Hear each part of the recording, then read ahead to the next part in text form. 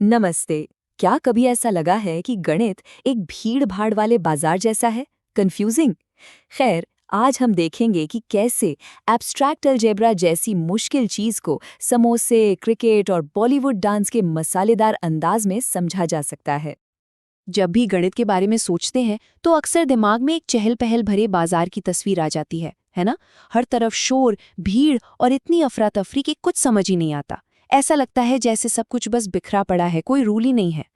पर असल में एब्स्ट्रैक्ट अलजेब्रा उस दुकानदार की सीक्रेट डायरी की तरह है जिसमें सब कुछ तरतीब से लिखा होता है। ये वो छिपा हुआ ढांचा है, वो नियम है जो इस सारी उथल-पुथल को एक मतलब देते हैं और हर चीज को अपनी जगह पर रखते हैं। तो इस ढांचे का जो पहला हिस्सा है उसे कहते हैं ग्रुप्स, और इसे समझने के लिए चलिए एक शादी में चल रहे बॉलीवुड डांस के बारे में सोचते हैं। अब देखिए, किसी भी डांस ग्रुप में ना 4 बहुत सिंपल से नियम छिपे होते हैं।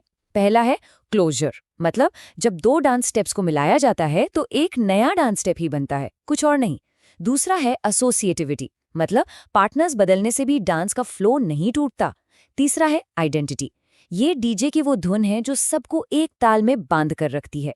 और चौथा है इनवर्स, हर स्टेप का एक उल्टा स्टेप होता है ताकि बैलेंस बना रहे।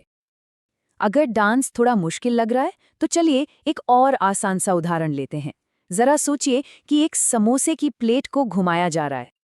देखिए, प्लेट को एक बार घुमाने के बाद फिर से घुमाना भी एक घुमाव ही है। ये हो गया क्लोजर। जब प्लेट को पूरा 360 डिग्री घुमाया जाता है तो वो ठीक उसी जगह वापस आ जाती है। ये है आइडेंटिटी। और हाँ, हर घुमाव का एक उल्टा घुमाव भी तो होता है। ये है इनवर्स। देखा? ये सारे नियम एक साधारण सी हरकत में भी मौजूद हैं। ठीक है, तो ग्रुप्स तो समझ आ गए। अब एक कदम आगे बढ़ते हैं और रिंग्स को समझते हैं। और इसके लिए हम चलते हैं हम सबके पसंदीदा क्रिकेट के मैदान पर। तो ग्रुप्स और रिंग्स में मुख्य अंतर क्या है? बहुत सिंपल है। ग्रुप में सिर्फ एक ही तरह का काम हो रहा था, जैसे डांस में सिर्फ नाचना।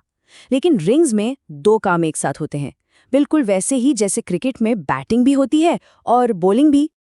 क्रिकेट में रनों का जुड़ना, जोड़ यानी एडिशन की तरह है, जहां हर बॉल पर रन स्कोरबोर्ड में प्लस होते जाते हैं।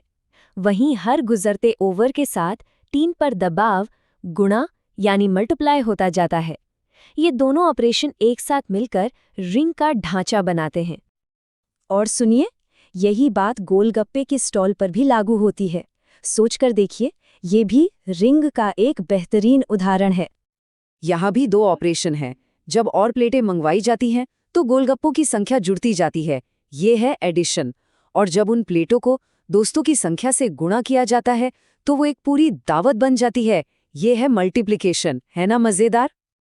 चलिए अब कहानी के सबसे खूबसूरत हिस्से पर चलते हैं, फील्ड्स।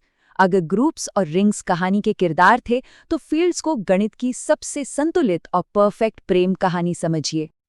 तो एक फील्ड क्या है? ये एक ऐसा ढांचा है जहां सब कुछ एकदम परफेक्ट बैलेंस में होता है। यहाँ जोड़ और गुणा दोनों ऑपरेशंस के लिए एक उल्टा रास्ता यानी इनवर्स मौजूद होता है। कुछ भी अधूरा नहीं रहता। इसको समझने के लिए एक बहुत ही सिंपल सा उदाहरण लेते हैं। मान लीजिए कि किसी के पास आधा कप चाय है। अब अगर उसे 2 से गुणा करें तो नतीजा क्या होगा? एक पूरा कप चाय। यही तो फील्ड की खूबसूरती है। हर आधे के लिए उसे पूरा करने वाला 2 मौजूद है। मतलब गुणा का इन्वर्स हमेशा काम करता है। वापस क्रिकेट पर आएं तो एक बल्लेबाज का जो स्ट्राइक रेट है वो गुणा के संतुलन को दिखाता है कि कैसे कम गेंदों में ज्यादा रन बनाकर स्कोर को तेजी से बढ़ाया जाता है। वहीं टीम का रन रेट जोड़ के ढांचे को दिखाता है। ये दोनों मिलकर खेल में एक परफेक्ट बैलेंस बनाते हैं, बिल्कुल एक फील्ड की तरह। तो हमने बाजार की अफरा तफरी से शुरू करके गणित के एक बहुत ही व्यवस्थित और खूबसूरत ढांचे को समझा। चलिए अब देखते हैं कि हमने इस मसालेदार सफर में क्या सीखा।